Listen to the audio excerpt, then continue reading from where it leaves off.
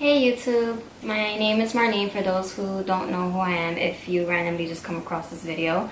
And this is my husband Jason. My name is Jason B. And this is going to be a video talking about our experience during my pregnancy. And let's just get right to it because we don't want this to be a long video. I made a poll not too long ago on my Instagram, and I asked if anybody would be interested in this video, and we got a lot of positive feedback, so here it is. And the first thing we want to start talking about is how we had an unplanned pregnancy. We didn't plan it, but we weren't trying to be safe either, so I woke up one night. Yeah, I just woke up one night. It was like 3 o'clock in the morning. And just something didn't feel right. You know, us women, we have strong intuition, so when we know something's off about our body, we're usually right. I woke up at like 3 in the morning. I took the pregnancy test. I happened to have one in the drawer, and I didn't even wake him up. I just went, I took it because I was like, whatever, I'm just probably going crazy. And it turned out to be positive, but the line was super faded, and I just started crying my eyes out. And he woke up from bed and was like, what's going on? What you crying for? And I'm like, I'm pregnant. And he was like, I didn't believe it at first. That line was too, you couldn't see anything. I was like, get out of here. That thing is all, that thing is off. So she ended up taking another one. I took like 5. And each one just kept getting darker and darker. And I'm like, do you believe it now? Yeah, like, we ended up going to Dwayne Reed like, well, one time, twice or whatever. Twice. To buy more. But I was like, nah, this ain't real. So then at about 7 weeks pregnant, I still haven't seen my OB yet. I started getting really bad morning sickness. Like, look how I look. I look like I'm dying.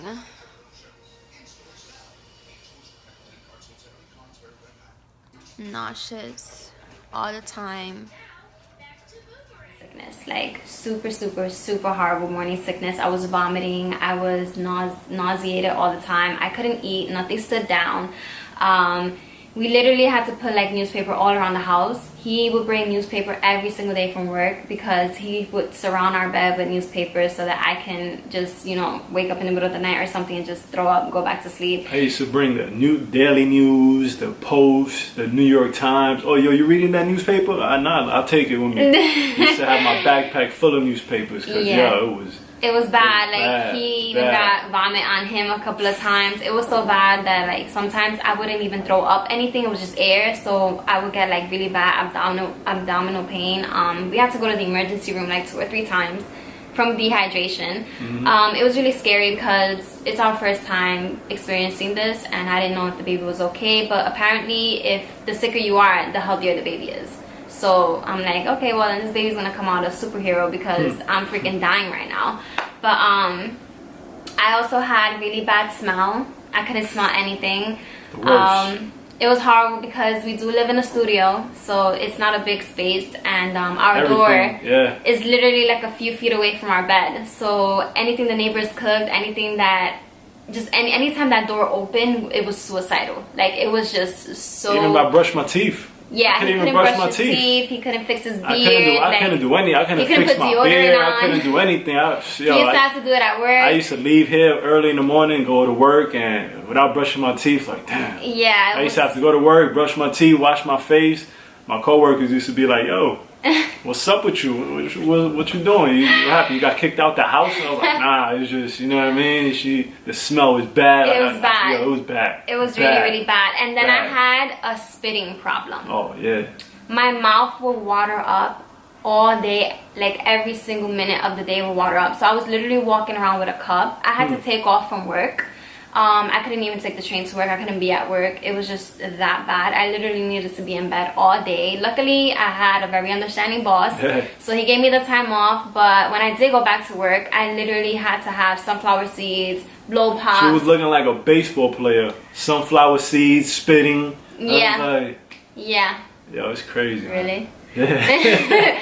You look like a baseball player. Sunflower seeds. Like, spitting. I constantly had to have something in my mouth to help with the spitting because it was just really bad. I was chewing on gum or something, but it was just really bad. It was really, really bad. I had like the worst case. I literally feel like I had the worst case out there because I literally got hit with everything at such an early point in my pregnancy too. It didn't get better till like 5 or 6 months. But in the meantime, I was prescribed Zofran, which there's a lot of controversy with that pill because a lot of people feel like their babies came out with either a disorder or something because of that pill, because they took that pill. But no study has really confirmed if that's true or not. They put that on me because I was just really bad and nothing was staying down for the baby, and I wasn't going to constantly be going to the emergency room. So I was like, whatever, I'll take the pill. I only took it for the first trimester because after that, my OB told me, she was like, let's try option 1 or 2 because that's kind of like level 3 and see if those work out for you. So she prescribed me another pill, which was called the Diclegis, something like that. Something like that, but it's basically Unisom, the pill Unisom, which is used for like sleeping and it's mixed with vitamin B6. So those two mixed into a small pill. I'm pretty sure you guys have seen it before. Kim Kardashian had actually promoted it on her Instagram once. It has a little pregnancy lady on it. It's a very small pill, very easy to drink. And that was what helped me throughout my entire pregnancy. Like, I drank that up until like the last month. Every morning you're going to take your pill? You're going to take your pill? You take your pill today? It's what helped me keep things down. Like, it was just that bad that I needed to. And it wasn't cheap either, you know what I mean? Without insurance, that thing could run you, what, 2 and change? Yeah. I mean, luckily my insurance, you know what I mean, they paid for half of it. But still, you know what I mean, every month it was like $30 or something like that. But just imagine people who don't have the insurance to afford it. It's crazy. Yeah, and we literally, because we were in a small space, we actually left because it was just, I just kept getting We were really trying sick everything. Here. Put it like that. We were trying everything. Yeah, we stood at his grandmother's house for like a week to see if that made me feel better. Like, it was a bad first time going through everything. I keep looking at my phone because I have notes. I don't want to miss out on anything. But it was so bad that there's certain songs and certain things that I, till this day, after I've given birth, it's been like 5 months, that I can't still hear or eat because I associate it with that time, and it makes me nauseous and it makes me want to throw up. That's how bad it was. But after that, I was about maybe 12 weeks that we saw a few weeks after that, we saw the OB for the first time. We were able to hear the heartbeat for the first time, which we will include here. That was cool. That was the uterus. That's the heartbeat. Oh, my little baby. I'm gonna cry. Look. Oh, so cute. Oh. You see that? So tiny. Yeah. Don't worry, it's gonna get bigger. Oh, man. You see the heartbeat? Yeah. Yes? Yes.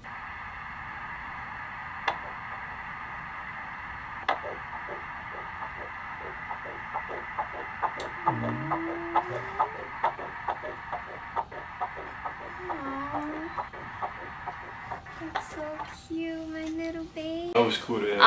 Yeah, we finally got to see the baby, and we announced it to our family after that because we just wanted to make sure that everything was okay. And my mom didn't take it too well because I had just finished graduating from college, so she was like, you spent so much time in school and now you're pregnant, so it's just like one commitment to another. You didn't give yourself time.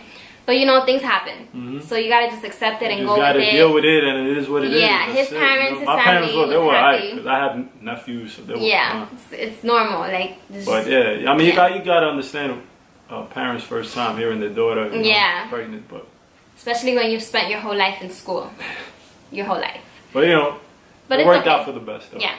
So then, yeah, so I'm also going to include a clip in here of when we saw the baby actually for the first time, the first sonogram ever. So far, so good. Does your family have any neurotypical defect problems? No. You haven't had diabetes? No. Good. Switching questions. You still think there's a boy child? Maybe. He's so annoying. The husband or the baby? Both right now.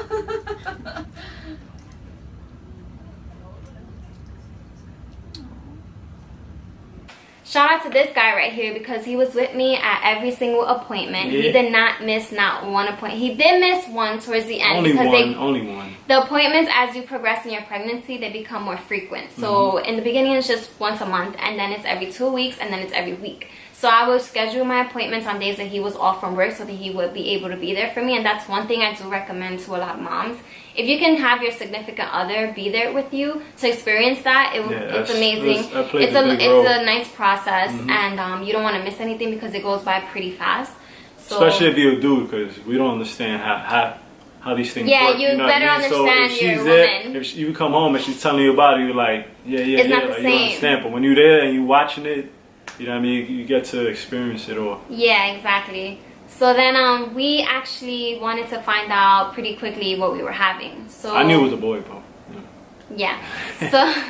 So usually you have to wait until you're like 5-6 months to find out what you're having, and we found out at about like 3 months. I think it was. We found out pretty early, close to 4, because there's actually a test, because your baby, when you go for your first sonogram, they test to see if they have Down syndrome. So the way that they test it is by measuring the width of their neck. So they told us our baby was fine, but just to take that extra step, because he's a little extra, he needed more confirmation than that. So we paid for a separate test that tested for other types of Down syndromes, because we just wanted to be prepared. Yeah, there's nothing, not that there's anything wrong, and you know, but we wanted to know for sure, just in case, so that we can do our research, we can be better prepared for what was coming and stuff like that. And then with that test, you're able to find out through blood work if you're having a boy or girl. So I remember we were like, you know what, we really want to know, we want to have this gender reveal party, and so we paid for it.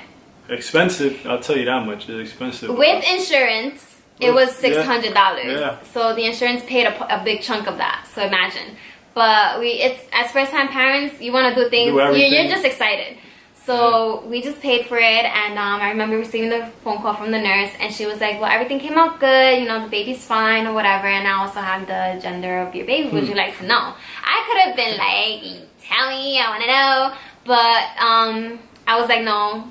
It's okay. Can you put it in an envelope?" We'll wait. Can you put it in an envelope? It took a lot of me to do that. I really wanted to know. But I was like, just put it in an envelope. I'll have someone pick it up, because we actually asked his sister to prepare the whole gender reveal for us. But he ended up going to pick up the envelope. I went and picked it up on my bike after work. I'm like, damn, I gotta go pick this envelope. I want to open it, but I don't want to open it. So when I got there, I went in, and she was, "Oh yeah, for the envelope." I'm like, "Yeah." So I grabbed it, literally just grabbed it. And just threw it in my book bag, zipped it up, and just went right back home like this. Focus. I dropped it off, put it under my sister's pillow, left it right there, and just left the crib like, I'm out of here. Because if I would have stood any longer, I would have opened it. But yeah. It was hard. It was hard. Yeah, we'll put a clip of our gender reveal. I don't know how. Ready, go. 1, 2, 3.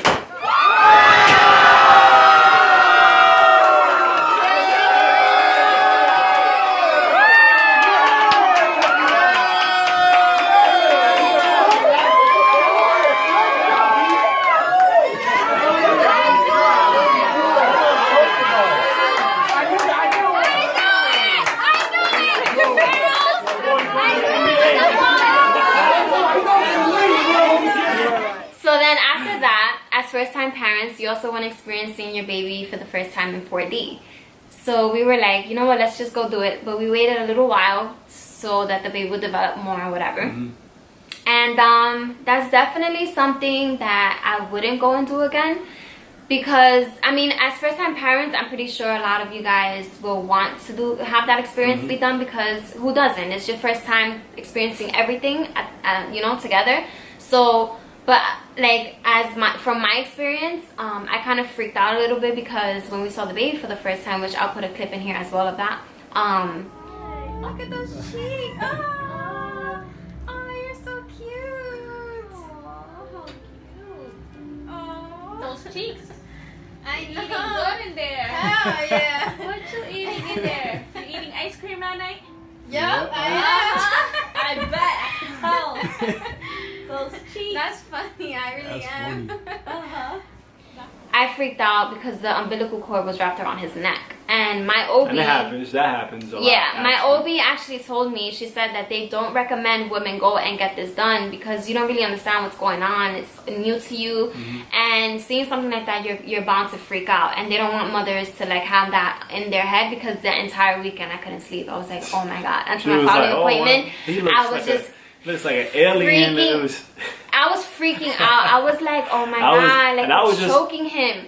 And even the girl that was there doing the sonogram, she was like, no, that's normal because, you know, as the baby progresses and they get bigger, the room in there gets smaller and the umbilical cord is just all over the place, but they're not breathing normal like how we breathe. They're breathing through the umbilical cord, so it's not like it's a problem. It only becomes a problem during delivery if the cord is around the baby's neck because then that's another complication. But other than that, it was fine. I mean, it's cool. It's a cool experience, but I wouldn't do it again. I mean, I'll do it again. I don't know. Maybe. No. So then after that, it sounds like a lot. It was a lot, and it was really fast because 9 months, like I said, goes by really fast.